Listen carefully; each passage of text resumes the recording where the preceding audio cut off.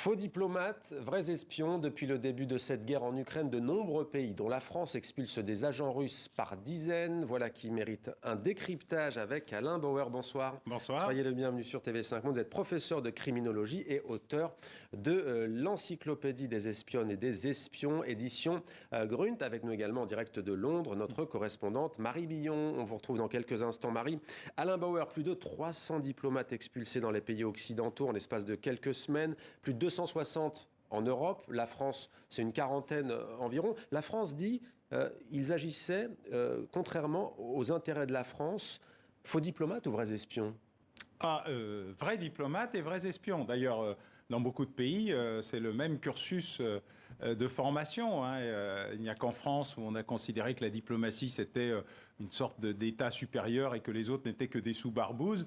En vérité, parmi le personnel diplomatique, il y a toujours un résident qui est, je dirais, l'espion de surface, celui qu'on va voir, qui permet les dialogues, les relations, les transferts entre alliés quand on est dans un pays ami, avec des gens qu'on aimerait bien convaincre quand on est dans un pays qui n'a pas encore choisi son camp, et puis entre ennemis, parce qu'il faut toujours discuter avec son adversaire et que parfois, le téléphone rouge, c'est aussi une rencontre au café du coin entre le résident d'un pays, la Russie, la Chine, les États-Unis, l'Angleterre, la France ou n'importe quel autre, et puis le représentant du service de renseignement du pays concerné. Donc cette distinction n'a pas grand sens. Mais là, c'est des dizaines quand même, hein. C'est pas un résident. D'abord, il y a beaucoup, le personnel diplomatique a beaucoup grossi. À la fois le personnel diplomatique visible, celui des ambassades, le personnel semi-diplomatique, celui des chaînes d'information officielles, des compagnies nationales,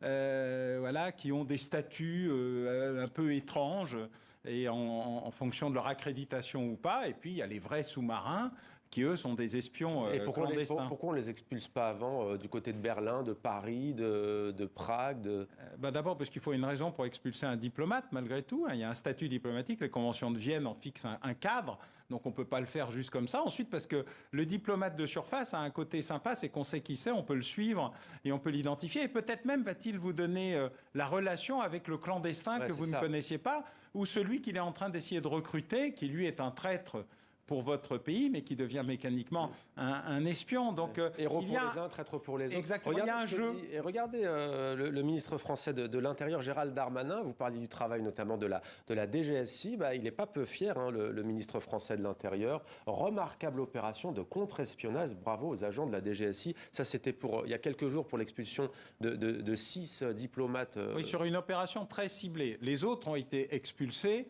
comme signal envoyé à l'adversaire, en tout cas précis à la Russie, de on sait ce qu'ils font, il faut arrêter de jouer. Vous noterez d'ailleurs qu'il n'y a pas eu de réponse de la Russie. La Russie n'a expulsé que tardivement les diplomates de l'Union européenne, ni de la France, ni de la Grande-Bretagne, ni d'ailleurs. Donc le jeu semble un peu plus compliqué. Pourquoi ? Quant à ceux qui...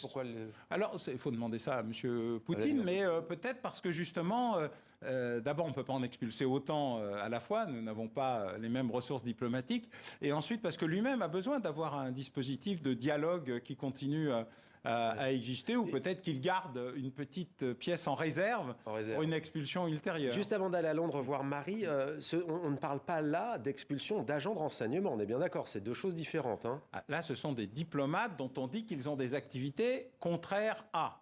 Les espions, ce sont des gens d'abord qu'on n'expulse pas, on les interpelle, on les arrête, éventuellement on les échange. Ouais. C'est vraiment une deuxième catégorie. Et puis il y a les espaces intermédiaires, ceux par exemple des agences de presse officielles du pays concerné, Sputnik, Novosti ou RT, où là il y a un niveau intermédiaire. On ne sait pas bien si on va les arrêter ou les expulser, d'autant que leur activité de journaliste leur offre des espaces plus larges que celle des espions ordinaires. Alors, Marie Billon est à Londres pour TV5 Monde. Marie, dites-moi si je me trompe, mais visiblement, depuis le début de l'invasion russe, il y a 54 jours, pas une seule expulsion côté britannique de diplomates russes. C'est bien cela? Et si oui, pourquoi? Alors, c'est vrai. Et d'abord, c'est en partie parce que 29 diplomates ou agents russes avaient déjà été expulsés en 2018-2019. C'était juste après l'affaire Skripal. Vous vous souvenez peut-être, c'était cet ancien agent double, Sergei Skripal, qui avait subi une tentative d'assassinat. Lui et sa fille avaient été retrouvés empoisonnés sur un banc de la ville de Salisbury, dans le sud de l'Angleterre, là où l'ancien agent double vivait. Ils avaient tous deux été empoisonnés avec un agent innervant qu'on appelle le Novichok. Londres avait dénoncé une tentative d'assassinat de Moscou et avait procédé à des expulsions de masse, donc jusqu'à 29 agents de renseignement non déclarés. C'est leur formule qu'avait utilisé Londres à l'époque. On sait que ce n'était pas la première fois que Londres soupçonnait Moscou d'avoir tenté de faire des tentatives d'assassinat sur le sol britannique, ou même d'avoir réussi des assassinats sur le sol britannique, puisqu'en 2007, il y avait l'ex-espion Alexander Litvinenko qui avait été cette fois empoisonné avec un thé au polonium. C'est pour ça que le gouvernement britannique avait voulu taper très fort et avec une grande fermeté dès 2018, après donc l'affaire Skripal. Marie, on a presque envie de dire good job alors, si on vous comprend bien, ou c'est plus compliqué que ça? Il n'y a plus personne à expulser? Alors, c'est vrai que beaucoup de députés, de politiques et même de spécialistes disent qu'effectivement l'ambassade russe au Royaume-Uni est assez propre, justement après les expulsions de 2018-2019. Mais en même temps, Boris Johnson, le Premier ministre lui-même, avait dit que ce n'était pas assez, puisqu'il avait promis dans le discours du trône, donc son programme finalement législatif l'an dernier, qu'il allait mettre en place un registre pour les agents étrangers, donc obligeant tous les agents étrangers à tout simplement donner leur nom, se renseigner. Le texte de loi n'est jamais arrivé au Parlement. Les députés n'ont jamais pu l'étudier et donc beaucoup de membres de l'opposition, mais aussi de membres de la majorité dénoncent ce manquement. Tom Tugendhat, qui est le président conservateur de la Commission des affaires étrangères au Parlement, estime que ce texte de loi était pourtant essentiel pour assurer la sécurité de notre pays. Donc la raison pour laquelle il n'y a pas eu d'expulsion depuis le début de la guerre en Ukraine, c'est peut-être aussi parce que le Royaume-Uni n'a pas l'arsenal législatif pour procéder à ces nouvelles expulsions. Merci beaucoup Marie pour ce point très complet. Une réaction peut-être Alain Bauer à ce que dit notre correspondante? En fait, ce qui est intéressant, c'est de regarder l'augmentation des effectifs diplomatiques et consulaires. Et très souvent, on est extraordinairement surpris de découvrir qu'il y a 400 diplomates de tel pays ou 500.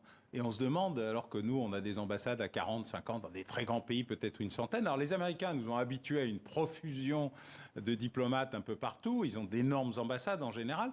Mais on est très surpris dans l'augmentation linéaire et très exponentielle du nombre de représentants d'ambassades. Et en général, ça se traduit essentiellement par une augmentation du renseignement économique, du renseignement technologique, et pas seulement du renseignement militaire ou politique.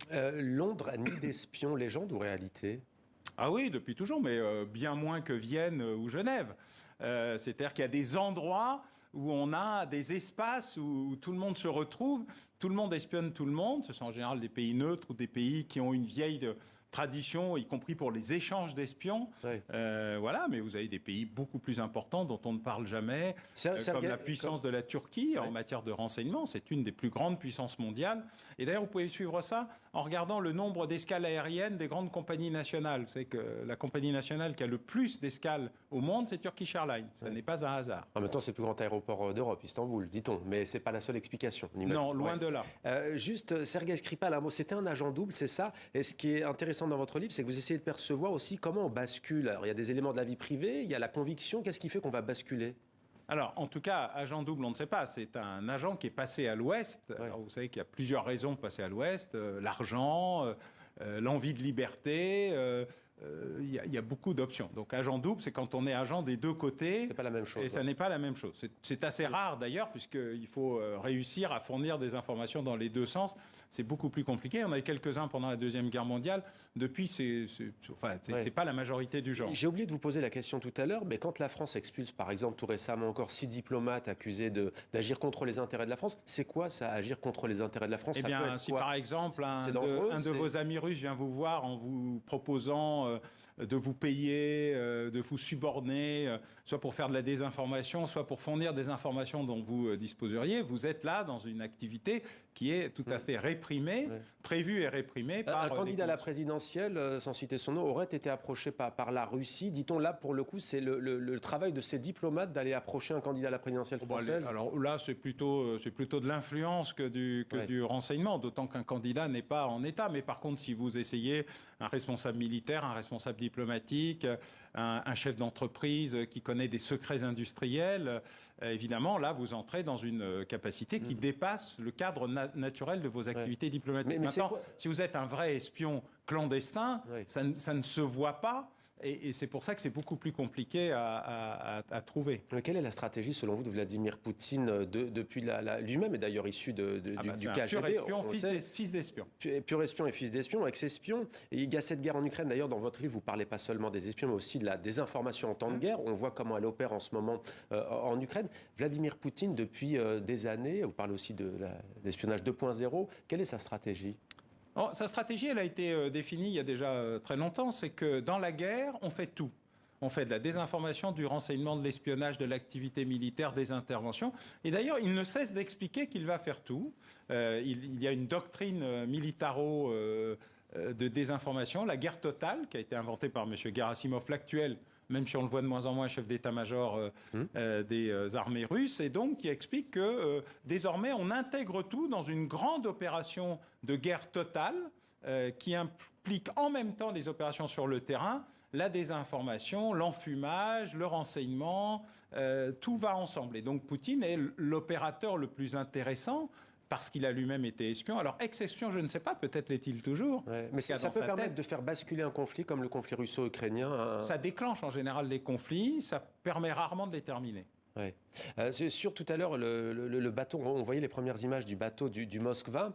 Certains observateurs disent que l'Ukraine n'aurait pas pu faire ça seule, mais que ce sont des anglo-américains, une opération anglo-américaine qui peut aussi avoir brouillé les pistes. Là, on imagine aussi qu'il y a plein de renseignements de services britanniques, américains qui sont en... Alors là, c'est des opérations de technologie. Donc, les Ukrainiens ont des missiles Neptune, il n'y a pas de débat.